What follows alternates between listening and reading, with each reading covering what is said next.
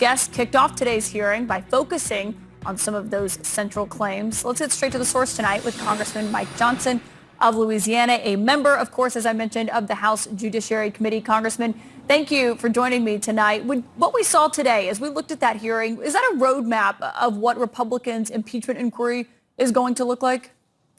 Oh, I wouldn't say that. I mean, we were performing our constitutional function there. The Judiciary Committee has oversight responsibility over the Department of Justice, and so the Attorney General routinely appears before our committee to answer questions.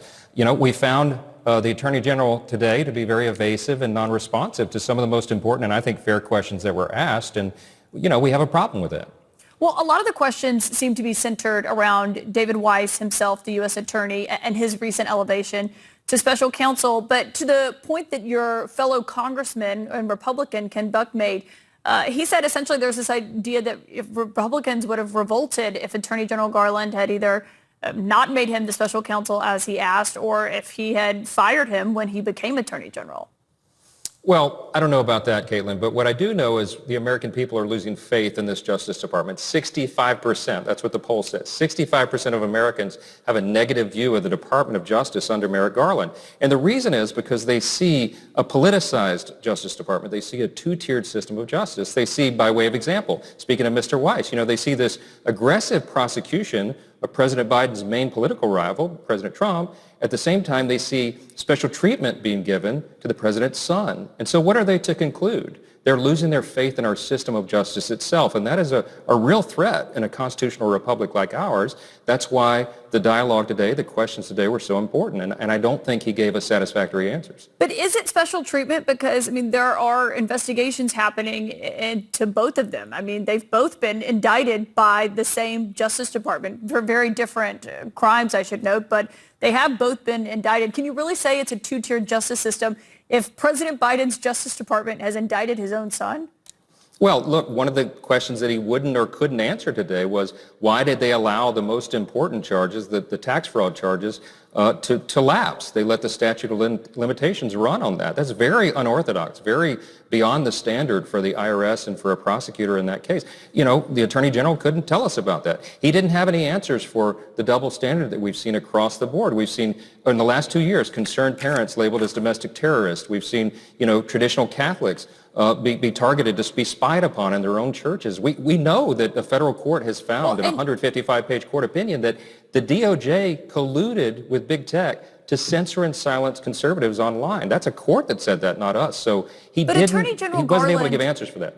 Attorney General Garland, on some of the points that you made there, obviously people had to really watch these several hours of hearings to know about several of those points. But what you mentioned there at the top, when Republicans were asking about the Hunter Biden paying his taxes and that lapsing past the statute, a lot of this was still there when Donald Trump was in office and Bill Barr was the Attorney General. It's not like these were crimes that allegedly happened, you know, as President Biden had taken office. They were still there. So why didn't you have these same questions for the Trump Justice Department?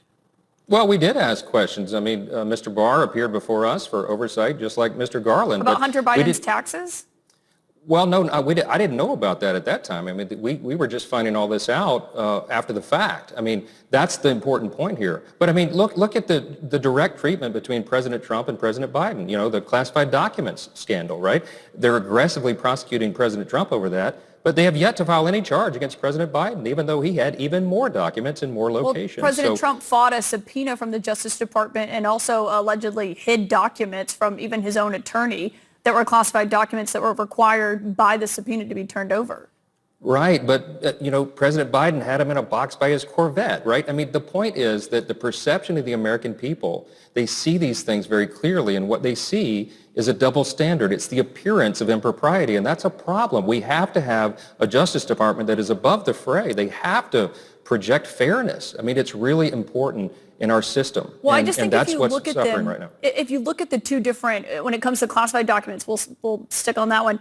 They are very different allegations that are against, I mean, there is a special counsel looking into President Biden's, but the allegations in Trump's indictment, I mean, you read through that, it's pretty damning. They've even were able to pierce attorney-client privilege because the allegations were so bad. But as I listened to this hearing today, you know, this is the first time that Merrick Garland was in front of your committee since those two federal indictments have been brought by the special counsel of Donald Trump. There were very few questions about that. And if Republicans are as concerned as they say they are, why didn't more of you ask questions about these investigations?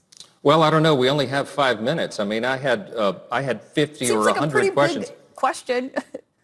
Well, I ran out of time just asking 2 or 3, and he was evasive in his answers. You know, you saw I asked very fair questions, Caitlin. I asked him, for example, did he have any discussions with anybody at FBI headquarters about the Hunter Biden investigations? He said he couldn't recall. I just found that to be remarkable, almost unbelievable. Then I asked him if he talked to Mr. Weiss himself, and he said he did not intend to discuss internal deliberations. I mean, that's not an appropriate answer in a setting like that. We have oversight. It's our job to get those answers, and he didn't provide them. So Yeah, well, I don't think he did any service to his cause today. I just thought it was interesting that there weren't more questions about the Trump investigations, given what we hear from Republicans on TV and in gaggles. But I do want to ask you about what else is happening on Capitol Hill right now, Congressman, because House Republicans cannot agree on how to fund the government. I know y'all met behind closed doors today. Do you believe that there's going to be a government shutdown? No, I don't. We had a very productive meeting tonight. It lasted 2.5 hours. It was an intense family discussion, but it was productive. And we walked out of the room, I think, with an agreement, at least the framework for an agreement amongst ourselves on how to proceed. I think there's an agreement on the top line spending number, which has been part of the controversy that we couldn't decide upon. We've got that now. I think we're going to do a stopgap funding measure that everybody's prepared to do that will allow us additional time to get all the... Even the hardliners are prepared to sign on to that? Yeah, I think so. I mean, I think all of them were in the room tonight. We had very fruitful discussion, and I think we've got agreement, at least, like I said, the framework for that going out. It was very positive leaving, and we're in a good place. So those 7 or so who allegedly were not ready to sign on to any kind of short-term bill, any stopgap bill, you are saying tonight that they are prepared to vote yes for that? Well, I think so. I think the requisite number are. What I do know is that some that voted, of the 5 friends of mine, Republicans that voted yesterday to stop the rule on the defense spending bill, for example, at least 2 of them tonight agreed to go along with that. So we'll have the rule vote tomorrow, the procedural vote, to proceed on the defense appropriations bill, and then the others will follow in short order. We intend to work through Saturday. I think Sunday and Monday are Jewish holidays, so we'll be out, but we'll be right back at it Tuesday, and I think we're going to meet the deadline. I really do. But if this is dead on arrival in the Senate, then what? Well, then we have ourselves in a good negotiation spot. You know, ultimately this will be worked out in a conference committee, and everyone knows that. But the House is strong when we pass our appropriations bills and put that, lay down those markers, so to speak. And like I say, I'm confident that we'll be able to do that. And I don't think there's going to be a government shutdown. I think we'll be able to get this done. Do you think Kevin McCarthy's job is safe as House Speaker? I think it is. Yeah. You know, Kevin has a very difficult job. We have a very small majority, one of the smallest in the history of this institution.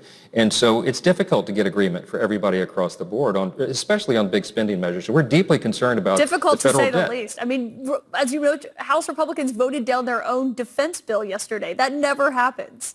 Well, it was symbolic, okay? We're all worried about Symbolic spending. of what? Well, we have runaway spending in Washington, and we are trying to say that we've got to reduce the spending, reduce the size of government. We want to close the border. A lot of our members were really animated about that. We want to reduce and get rid of the corruption so people believe in our institutions again. There's a lot on our plate. And by doing the appropriations bill, we use these as landmarks to get those big measures done. And we're united on those causes. Everybody here agrees, on the Republican side anyway, agrees with those objectives. It's just a matter of getting the details done. And, you know, and it's the sausage-making process, right? You're seeing that out in the open because we got back to regular order. This isn't done by 4 people in a back room like it's been for the last several years. Now you're seeing the ugly process of legislation out front. And, you know, the founders knew this. This is what they knew would be involved. And we're moving in the right direction in a positive way. And I'm really confident about it. Okay. You are a member of House leadership. You were saying that you were confident there will not be a government shutdown. We will see if that is accurate. Congressman Mike Johnson, as always, thank you for joining us. Thank you.